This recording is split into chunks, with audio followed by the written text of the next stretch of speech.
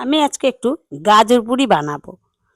তাই আমি 2 বাটি ময়দা নিয়ে নিয়েছি আর একটু চিনি, স্বাদ মতো লবণ। এই দিয়ে আমি বেশ ভালো করে একটু মেখে নেব।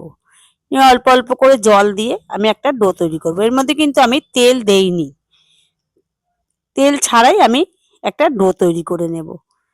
বেশ আটা পরোটা, এই রুটি পরোটার জন্য যেরকম ডোটা তৈরি হয় ঠিক সেরকম ভাবে আমি একটা ডো তৈরি করে নেব। নিয়ে এটা 10 মিনিটের জন্য ঢেকে রেখে দেব। আমি কটা গাজর নিয়ে নিয়েছি। নেওয়ার পরে এই গাজরটা আমি কুড়িয়ে নেব। বেশ ভালো করে আমি কুড়িয়ে নেওয়ার পরে আমি গাজর, পেঁয়াজ, ধনেপাতা কুচিয়ে নিয়েছি, একটু লবণ স্বাদ মতো, একটু চিনি, একটু জিরে ধনে ভাজা গুঁড়ো, একটু লঙ্কার গুঁড়ো দেব, আর একটু চাট মশলা দেব, আর একটু গোলমরিচের গুঁড়ো দিয়েছি। দিয়ে আমি এইগুলো বেশ ভালো করে মিশিয়ে নেব। নেওয়ার পরে আমি এটা এক সাইডে ঢেকে রেখে দেব 10 মিনিটের জন্য। এটাও আমি ঢেকে কিন্তু রেখে দেব। রেখে দেওয়ার পরে আমি যে আটাটা মেখে রেখেছিলাম সেই আটাটার থেকে আমি রুটির মতো ছোট ছোট করে লেচি করে নিচ্ছি।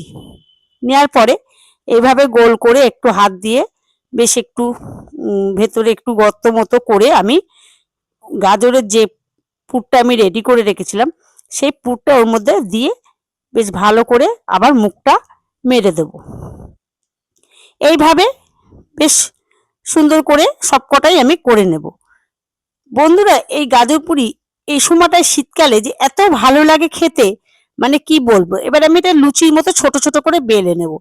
এটার মধ্যে কিন্তু কোনো ময়দা বা আটা লাগবে না, হালকা একটু তেল বেলিনটার মধ্যে দিয়ে নিলেই হবে।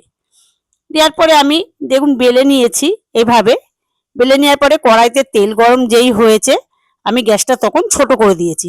প্রথমে হাইতে দিয়ে আমি তেলটা ভালো করে গরম করে নিয়েছি। নেওয়ার পরে তারপর ছোট করে দিয়ে আমি ওই পুরিগুলো এর মধ্যে তেলের মধ্যে দিয়ে দেবো। দিয়ে এরকম করে এপিট ওপিট করে বেশ ভালো করে লাল লাল করে কিন্তু আমি ভেজে নেব।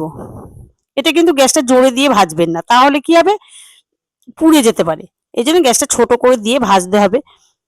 এইভাবে আমি সস দিয়ে এটা রেডি করেছি। এটা কিন্তু কোনো একটা তরকারি দিয়েও খাওয়া যায় বা শুধুও খাওয়া যাবে। তা কেমন লাগছে বন্ধুরা অবশ্যই কমেন্টে কিন্তু আমাকে জানাবেন। আর আপনারা ভালো থাকবেন, সুস্থ থাকবেন। টাটা।